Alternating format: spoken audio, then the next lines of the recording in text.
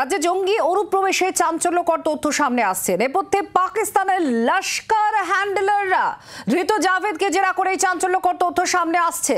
সীমান্ত পারাপারের বিষয়ে রেকি করার উদ্দেশ্য ছিল। ক্যানিং থেকে বাংলাদেশে যাওয়ার কথা ছিল জাভেদের।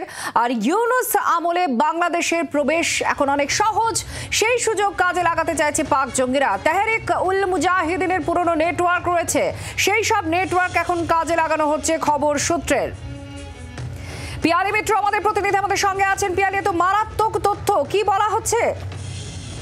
একেবারে দেখো, গোয়েন্দারা সেটাই মনে করছেন। তার কারণ তুমি জানো যে যাকে গ্রেপ্তার করা হয়েছে সেই তেহরিক উল মুজাহিদিনের সদস্য, একেবারে নেতা, তাকে গ্রেপ্তার করা হয়েছে। সেই জাভেদ আহমেদ মুন্সি, তার দীর্ঘদিনের লস্করি তৈবার সঙ্গে কানেকশন রয়েছে। পাকিস্তানে কি একসময় প্রশিক্ষণও নিয়ে আসে এবং সম্প্রতি তার এই রাজ্যে আসা, সেটা কিন্তু শুধুমাত্র আত্মগোপন করার জন্য নয়। তদন্তকারী অফিসারদের যেটা বক্তব্য, যেটা তাকে জেরা করে এবং যে তথ্য তারা পেয়েছেন, সে তার থেকে এটা স্পষ্ট যে লস্করি তৈবার যারা হ্যান্ডলার রয়েছে পাকিস্তানি, তাদের নির্দেশ মতন নির্দিষ্টভাবে তাকে অ্যাসাইনমেন্ট দিয়ে এখানে পাঠানো হয়েছিল।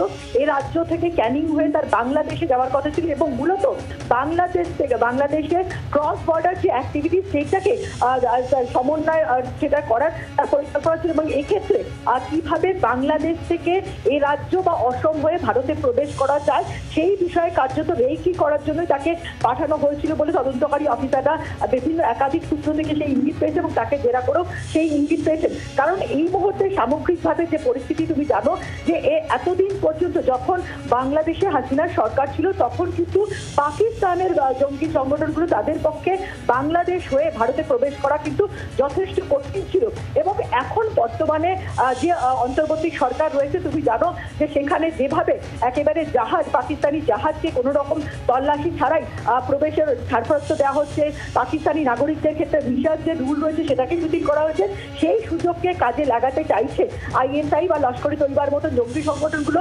এবং কিভাবে বাংলাদেশ হয়ে ভারতে প্রবেশ করা যায়, সেই বিষয়টা রেকি করার জন্যই কিন্তু এই লস্করি তৈবার হয়ে কাজ করা এই জামাত যে তেহরিক উল মুজাহিদিনের সক্রিয় নেতা জাভেদ আহমেদ মুন্সি, তাকে পাঠানো হয়েছিল।